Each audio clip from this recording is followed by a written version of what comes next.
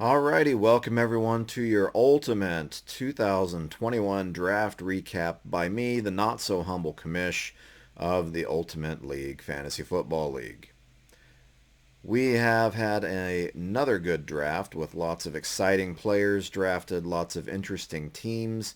Yahoo has doled out their grades. We're going to see what the Commish has to say and whether he agrees or not. We're going to go in order from worst to best, in my opinion, of the grades for every team, and I'll give a little commentary about why each team I think is good or bad, or just weird. We always have weird teams.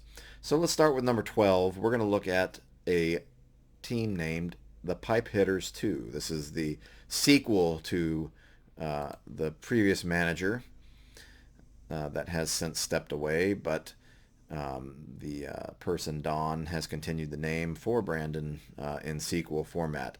Anywho, let's get into it. Yahoo gave a D. I give a D plus. I actually think Matthew Stafford is a strength on this roster and should be a very solid quarterback in a new environment. When we look also, I like the running backs, Henry, Harris, some of these bench guys. I think there's not as much PPR potential. We're a half PPR league when it comes to Henry, and he might have a drop-off after a phenomenal year running the football. But all that to say, there's a lot of opportunity there in that spot. The wide receivers, I'm just not the biggest fan of these guys. They kind of strike me as guys like Smith-Schuster kind of fell off the radar a little bit last year and has a lot of competition to fight for passes from now. Woods, I've never really been that big a fan. McLaurin, no one really knows what to expect from the Washington football team, especially when they're trotting Fitzmagic out at quarterback. Defenses are okay, kickers are okay. Just not really a lot has impressed me here. There's a lot of kind of Tampa Bay people floating around here, as well as some northeastern New England I-95 type players. Just not real thrilled with this roster. I could be wrong. We could all be shocked. Matthew Stafford could blow up and have the best year of his career. Just don't know. But at this point, I kind of agree with Yahoo. Maybe a little bit more positively. We will see how this ultimate plays out. We're going to go to number 11, and that's our friend Putin on the Ritz. Yes, that is a Ritz cracker with Vladimir Putin on it. Yahoo throws out a D plus grade. I throw out a C minus grade for Putin on the Ritz. What's the primary deciding factors here? Great quarterback. I think he's got some good wide receivers. Claypool may have a bit more upside than Smith-Schuster when you look at the Pittsburgh wide receivers. I sit in the room with this guy most Sundays and listen to him complain about James Conner, and yet that was the first quarterback he drafted. A little bit of a homer thing going on when you get Komet and Claypool. Yahoo actually pointed out this is the oldest roster in the league, but a lot of homer stuff going on with the kickers, Butker and Suckup, the Kansas City connection with both of them. Really good kickers, though. He'll no doubt have the best kicking duo that he can swap back and forth between this season. And I'm actually kind of excited about Mark Ingram at running back, and Matt Ryan may have a good season as well. So I think Putin might have some trade opportunity to really get his team improved as time progresses. Much like Yahoo, though, it is very old in here. I am not sure if this team will have the strength over the full course of a season. But Josh Allen, look out, might really be the best quarterback in fantasy this year. We're going to go to number 10, and that is Giants will continue. Yahoo throws a B grade here. I am a little less optimistic with a C grade. Assuming Kittle is healthy, that's probably the best player on the roster outside of Devontae Adams. And if Kittle does really, really good things, could be a very exciting season in San Francisco on the offensive end of the football. The defense with Buffalo and Seattle as a sub strike me as very solid choices, especially Buffalo going up against a very questionable AFC East division.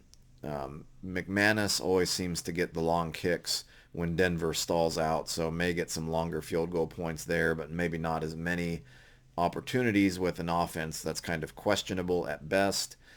Um, Really, there's just not a lot more to say. I mean, Devontae Adams obviously is going to be a big target for Rodgers.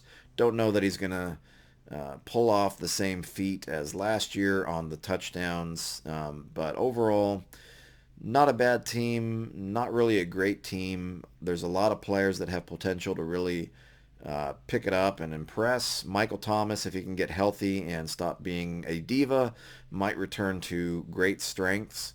And I would watch out for Deebo Samuel. That's a guy who I think is on the ascension, and if healthy, may have a great season. So all in all, Giants will continue not in terrible shape, but I'm not quite as optimistic as Yahoo. We go on to number 9, Chariots. Chariots. Welcome to the win. Maybe not this year based on the grades. Walter had a phenomenal season last season, and somehow this guy in every league I've ever seen him in seems to always end up with Aaron Rodgers. Yahoo and I both agree that this is a C grade draft. Deandre Hopkins did very well last year, but will he be as good this year? Hard to tell. Judy in Denver, to me, is kind of a question mark.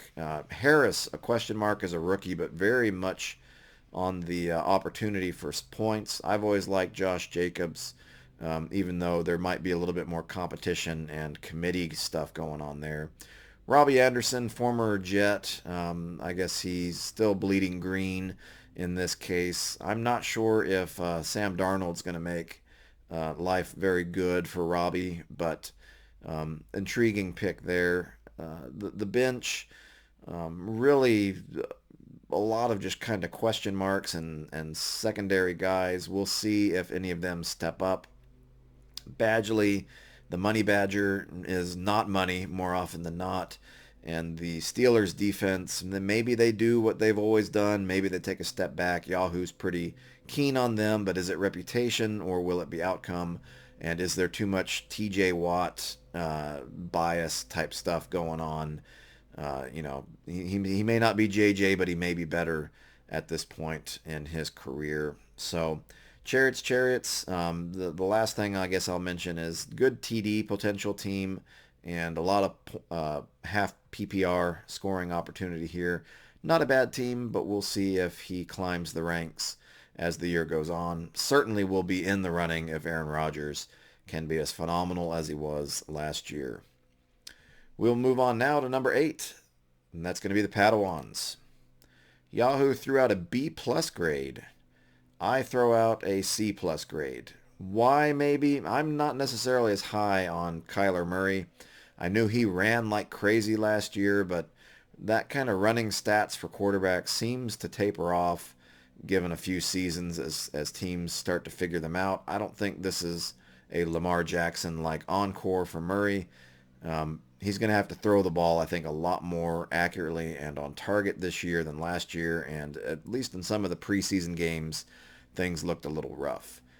Outside of that marquee spot that Yahoo is absolutely in love with, Godwin, pretty good wide receiver.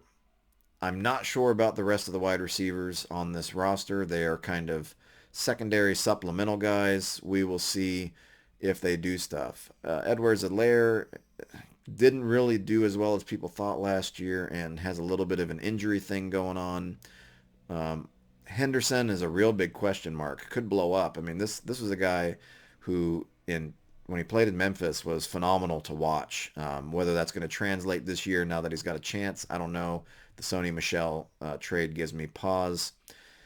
Kelsey and Andrews, great tight end combination, probably the best in the league. Going to be a lot of points pulled from there. The bench is all right. Not sure if the homer pick in Fields is going to play out, but we will see. Matt Gay and the Tampa defense, a lot of scoring opportunities there. I think that Tampa defense is the real highlight, though, of those two on the utility side. So I don't necessarily agree with Yahoo, mostly because I don't know that Kyler Murray is going to carry the team, and I'm not sure the rest of the wide receivers are going to have enough positive impact. But the Padawans, great chance for a good season. Um, Moving on up to number 7, we got the Von Stars. We had the Space Jam sequel, but we didn't have the Von Stars in that. We had a bunch of monsters, not the Monstars, though. Uh, Interesting team here for the Von Stars. Russell Wilson and Tyler Lockett is one of those quintessential QB wide receiver combos that always play very well in our leagues. We'll see if Lockett still has as much success with DK Metcalf kind of rising up the charts. I still like Amari Cooper, but the question is, will Dak be healthy and as efficient? Christian McCaffrey, assuming he doesn't get hurt, potentially the best player in the league fantasy-wise. Jonathan Taylor was a great runner last year and might have to be leaned on even more this year. So really, when you look at the QB, wide receiver, running back core of this team for the Von Stars, they are incredibly strong. Fant, a bit of a question mark. We'll see how he plays and if he can get the touchdown totals up. The rest of the roster is a lot of guys who have potential and could rebound. I'm not sure that they are particularly deep, though. Kicker and Koo should be pretty good. And the Denver defense, if Von Miller tears it up, great. If not, they're not probably going to be that good. And they've got a lot of good quarterback play to deal with in the AFC West that's probably going to light them up in the midst of those rivalry games. So all in all, Yahoo threw a B grade out there. I kind of agree with the B grade, and we will see what kind of year the Von Stars have this year. Should be in the mix. Number 6, Holy Charknado. Lots of exclamation points on that. This is an interesting team that has some holes that need to be addressed. For maybe the first time in his life, Roger managed to draft a kicker and defense and might have some success there. I don't know that Greg the Leg is the hype that he was many years ago. Washington's defense, don't really know there, but he's got the old reliable in Tom Brady, who's probably going to throw 70 touchdowns and win 5 Super Bowls alone this year somehow. Those kale smoothies and deflated footballs do wonders for a career. Metcalf and Evans, great wide receivers. Dalvin Cook, if he's healthy, great running back with a lot of PPR options. Dobbins is still on his roster. He needs to move him to IR or just cut him and pick somebody else up. Tonyan, underrated receiver who had a ton of touchdowns last year at tight end. We'll see if that continues this year. Thielen, always a threat so long as Kirk Cousins is on his game. And really the bench is pretty solid, maybe with the exception of Gurley, who's still not technically on a roster. Irv Smith is now out. Fitzgerald not on a roster. He's got to clean up these guys, but the rest of the bench is pretty good and intriguing. And look out for Mostert. We'll see, or Mostert. We'll see if he stays healthy and rips it up this year. Overall, it's not a bad team for the Charknado. Yahoo threw a C grade out. I throw a B grade out. I think the presence of Tom Brady alone will elevate this team, and it should be a good year for Roger. Moving on up, we're going to go to the defending champ, Killer Penguins. Yahoo wasn't very pleased with Darryl. I'm a bit more pleased, though. I give him a B grade. His was the most head-scratching moment of the draft when he ended up taking Diggs as the 3rd overall pick. He really has been telling me in my ear that Josh Allen was the dude on his radar, but he didn't take him. So Josh Allen went 4th to Putin on the Ritz. Darryl was the last one to draft a quarterback and has subsequently made a free agent acquisition on Mac Jones, thinking the Mac attack is the next coming of Tom Brady in New England. Let's pump the brakes a little bit there and see how that plays out. And for whatever reason, CeeDee Lamb has always been on Darryl's radar. We'll see how that plays out. Eckler is an intriguing running back from the PPR standpoint and yard standpoint. I don't know if he's going to find the end zone, though, as much as other people might vulture those away. Robinson's going to have to kind of carry the load more in Jacksonville. Jacksonville's kind of a nebula, an anomaly, an unknown. We don't know what's going to happen there and if Urban Meyer will actually coach all 16 games of the season or get stressed out and want to spend time with his family again. Pitts, I think, is an intriguing tight end. Hopefully the hype is real for Darrell. The rest of the roster, Gus Edwards, you might see him get rotated up into the starting lineup. Sony Michel, another potential big runner there. Callaway looked really good in the preseason, really intriguing wide receiver, while Thomas and others are out, and a new quarterback situation there where the field can be stretched. Got some rookies in the wings as well. The defense of Jacksonville, I don't know what that's about, and Bass should have plenty of opportunities to get lots of field goals. So I'm pretty high on this team. A lot of it's obviously going to come down to the quarterback and whether it's Mac attack time or if we're going to go back to Fitz magic and hope he does some good things. But the ceiling is only as high as the quarterback play is going to be, and I'm at least a little bit more positive for the Killer Penguins than Yahoo. We will see, though, how the defending champ pulls it out. Going to number 4, we're going to Ditka Did It. And that's not why he's number 4. It's because Jason did a pretty good job doing his draft as usual. Very traditional draft and logic. Yahoo throws out a B. I throw out a B+. Jason's got a very great core at running back, assuming Barkley doesn't have any setbacks and delays. The wide receivers are probably guys you don't hear much about in San Francisco, given all the oddness of things that went on last year. Jefferson kind of broke out last year and showed that he could replace Diggs. We'll see if Cousins can still get the ball to him. I don't know about Dak. On paper, Dak might be a very efficient quarterback, but he's missed a lot of time. Might be some rust to figure out. Thomas, a tight end who's intriguing for fantasy, but kind of lost in the black hole that is the Washington football team and not knowing what in the world is going to go on up there. Jamar Chase, I don't really understand that pick. I guess Jason is looking for the high risk, high reward there. He's also got Devonta Smith, Jalen Hurts. There's a lot of Alabama connection kind of floating through some of this roster. A lot of SEC stuff. A lot of, will these guys play out? The roster and the bench, I think, has a lot of opportunity to fill in and keep Jason competitive throughout the year with injuries and bye weeks.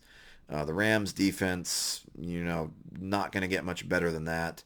And Crosby at kicker always seems to be a good performer, even when he is maybe a little more inconsistent in the older years of his career. Overall, Yahoo and I pretty close on the Ditka Did It Jason experience, and I'm looking forward to seeing how this team with the traditional kind of running back attack might tackle the league and get out to an early start, so long as these guys stay healthy and find the end zone early and often. Going to number 3, running on empty. They are certainly not running on empty. They have a very, very solid team. Yahoo threw out a B. I throw out an A-. This is a very good and exciting team. Herbert poised to have an even better year. Look out. This is a real quarterback. He is poised to be very good in this league. Robinson and Kupp, a lot of PPR stuff going to be going on there. A lot of targets are going to be coming in there. These are guys who should succeed very much so in the passing game. Jones, I'm always been suspect of any of the Green Bay running backs for many years now, but he seems to get stats, and if he's healthy, he will and should, with Rodgers commanding so much respect. Elliott, assuming he's healthy and doing the good stuff, he should be having a very good season and be a focal point of the Cowboys offense. Hawkinson, I'm not sure on the tight end front. Moore, Kind of an underrated guy at wide receiver. We'll see if Darnold can get the guy the ball. I'm curious about that. But the bench, pretty fantastic looking. OBJ, Fournette, Boyd, Burrow, Hines, Fuller when he comes back from maybe not, maybe the PEDs and other things have knocked him down to some degree when he comes clean. But overall, this is a very solid team. I think the Chiefs defense will be pretty good. Gold is always pretty reliable. And if the 49ers offense stays healthy and consistent, unlike last year, he'll have opportunity to get all sorts of points. Jason, Tim, great looking team. We will see if he runs on empty or has a full tank all the way to the end for a opportunity to win it all. So Tim, very good looking roster and team. Moving on to number 2, and we're going to the room. The commish, that's me. Maybe I'm biased, but I also think my draft fell perfectly into my hands. Our league scores a little heavier on quarterback points, so taking Mahomes number 1 overall would be a foolish choice in most leagues, but in our league it might be a smart choice. And when you see the number of quarterbacks that were drafted after Mahomes, it let a lot of great players fall to me as it snaked back around. Ridley and Brown, solid wide receivers, maybe one of the best tandems in our league. Montgomery and Carson, some PPR opportunity and some committee stuff to see through. Gaskin, another PPR guy who, if he stays healthy, might have a lot of opportunities this year. Gesicki, kind of an unknown dude, but he's done very well and he looked pretty hot in the preseason. This is a very solid starting roster with a lot of opportunity if these guys are focal points and stay healthy. A lot of point potential. Then when you go down to like kicker, Tucker, most accurate man in history of the league. Cleveland, watch out for Myles Garrett and Clowney and everyone else up there. I think Cleveland is something to believe in, especially on the ball control and defensive havoc side that they're going to employ. The rest of the bench for the commish, there's just a lot of opportunity here. A lot of guys that are kind of forgotten about. Cook's the number 1 option in Houston. Brown or Watkins, one of them will be the number 1 option in Baltimore. Henry, if he stays healthy, which has been a struggle in his career, might be a phenomenal tight end in New England. Running back is a little bit of a question mark when you get to number 4 and 5. Sermon, though, could have a very high ceiling, could go crazy. Yahoo says a C+, probably because it doesn't like the fact I took Mahomes number 1 overall. I look at me as an A-. That's right. The not-so-humble commish thinks very highly of himself this year, and we will see if that comes to fruition. Number 1, the best team in the league from my perspective, Operation Doomsday. Seems like Yahoo is in complete agreement, having given him the highest grade of an A. I give him an A as well. This is a very good team for Mike, and it's going to be very hard to slow him down. Lamar Jackson, dual threat quarterback. I think the running game, as long as he stays healthy, he's going to get the yards and probably the touchdowns. And he's got wide receiver tools now that might help him as well. Losing Dobbins might hurt, but the Gus bus, so to speak, might continue trucking along.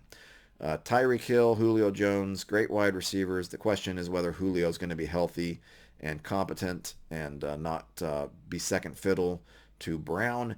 Kamara, great running back all around. He's going to have awesome potential. Gibson, another one of these guys you lose sight of in Washington because that's just such a strange team. We'll see if Fitzmagic boosts him, especially in the PPR area. Waller is going to be a favorite target of Carr. Swift, if healthy, another guy that's a dual threat. The bench is full of lots of intriguing guys with opportunity. Be curious to see how it all plays out. If there's any, thing that just strikes me as maybe a weakness, it's if injuries hit Mike and if Julio doesn't return to old form, he might have some trouble filling those spots. But there's potential here on this bench. Davis is going to be a target. Chenault going to be a target. Galladay should be a target. Lawrence, we don't know how he's going to do, but he might play the part and fill in well if he needs to on this roster. Overall, Mike has a great looking defense too, assuming guys stay healthy. San Francisco put a lot of money into that defense. They were very, very good 2 years ago. I think they can rebound and stay healthy and will probably, if quarterback play is good, definitely be dangerous. And Blankenship, I still have kind of a soft spot for him. He put up a ton of points. He wasn't always consistent last year, but Indianapolis, let's face it, they're probably going to stall out a lot and get a lot of kicking attempts. So long as he doesn't miss a lot of his opportunities, should be another high scorer again. So that is the Operation Doomsday, and seems like I rank Mike pretty high a lot, and it doesn't always pay off. This year, though, should be a good year for him. So to go back to the league homepage and just do a quick recap, 12 pipe hitters, grade D plus from me. Scroll down a little more so you can see the grades. Putin on the Ritz, 11, C minus. Giants will continue, 10, C. Chariots are ninth with a C. Number 8, Padawans with a C+. Number 7, Vaughn Stars with a B. Number 6, Holy Sharknado with a B. Number 5, Killer Penguins with a B. Number 4, Ditka Did It with a B+. Number 3, Running on Empty with an A-. Number 2, The Room with an A-. And last but not least again, Operation Doomsday with an A. Hope you enjoyed this draft recap. It should be another phenomenally exciting season in our fantasy league, and we wish all the managers the best of luck. The chaos is just about to begin.